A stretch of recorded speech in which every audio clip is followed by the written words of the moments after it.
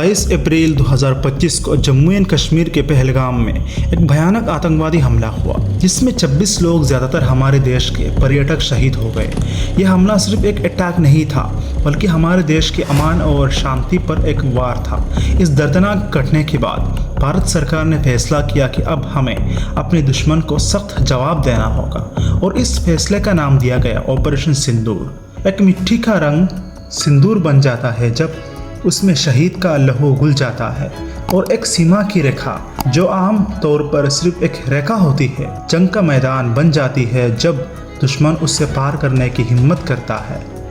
लेकिन भारत सिर्फ एक शब्द नहीं बल्कि एक जज्बा है जो हर हिंदुस्तानी के दिल में बसती है। जब दर्द हद पार कर जाता है तब ये जज्बा इतना तेज हो जाता है कि सिंदूर भी तलवार बन जाता है। आज भारत अपने दुश्मन के घर में घुसकर उन्हें डरा रहा है। बीते दिनों में भारत ने जवाबी हमला करते हुए पाकिस्तान के मिलिटेंट हेडक्वार्टर्स पर बम बरसाए और ड्रोन्स गिराए।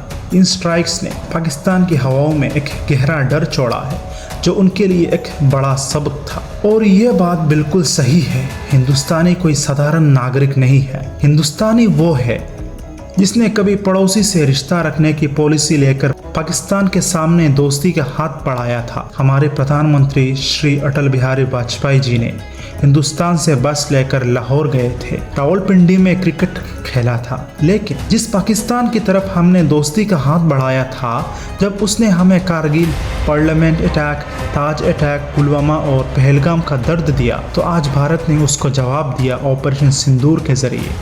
ये बता दिया कि हम दोस्ती का इज्जत करते हैं, लेकिन अगर बात उसूलों पर आई तो फिर घर में घुस के सबक सिखाएंगे।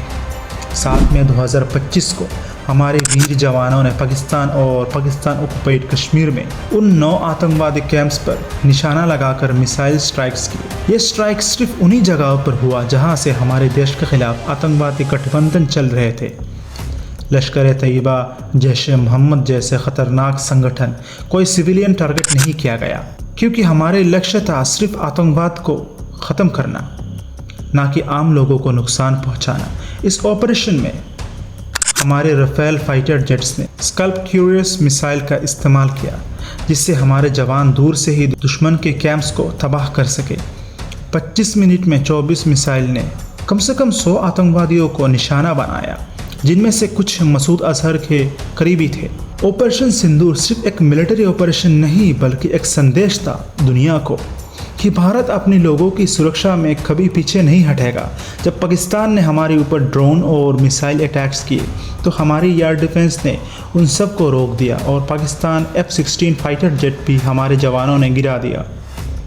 इस ऑपरेशन के बाद भारत की सुरक्षा व्यवस्था और भी मजबूत हो गई और पूरी देश में सिविल डिफेंस ड्रिल्स भी चलाई गई। पंजाब में ब्लैकआउट लगा, स्कूल्स बंद हुए, लेकिन हर एक नागरिक ने अपनी देश के लिए एकता और हिम्मत का प्रदर्शन किया। दुनिया भर के देशों ने भारत की इस सही सतर्क कार्रवाई को सही करार दिया। यूके, रशिया जैसे देशों ने भारत के हक में अपनी आवाज़ उठाई और कहा कि कोई भी देश अपनी सुरक्षा के लिए ऐसी कदम उठाने से नहीं रुकना चाहिए। तो दोस्तों, ऑपरेशन सिंदूर हमें देश की वीरता, हमारे जवानों के बलिदान और हमारी एकता का प्रतीक है। ये हमें याद दिलाता है कि जब भी देश पर कोई आतंकवादी वार हो, भारत की सेना उसके सख्त जवाब देगी बिना किसी डर के अपने देश की रक्षा के लिए। जय हिंद, जय भारत।